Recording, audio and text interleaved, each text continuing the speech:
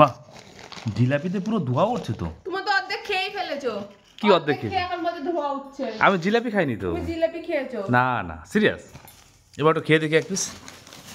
ওফ, এই ছোটো জিলাপি কিন্তু হেভি লাগে। দাও, এর মধ্যে মার্জনা করে। এটা কিসের জিলাপি? এই ছোটা কিসের জিলাপি বলতো? কিসের? এটা হচ্ছে চালের গুঁড়োর জিলাপি। আর বড়গুলো কিসের হয়? বড়গুলো হচ্ছে এমনি ময়দার জিলাপি। এটা সব থেকে বেশি ভালো খেতে। খেয়ে দেখো। ওটা মার জন্য রাখছো? হ্যাঁ, রেখে দাও মার জন্য। আচ্ছা, নিমকি কোথা? নিমকি ও সেই টেস্ট, সেই। ও নিমকি জিলাপি সন্ধ্যার সময় খাওয়াটা কিন্তু সেই হলো।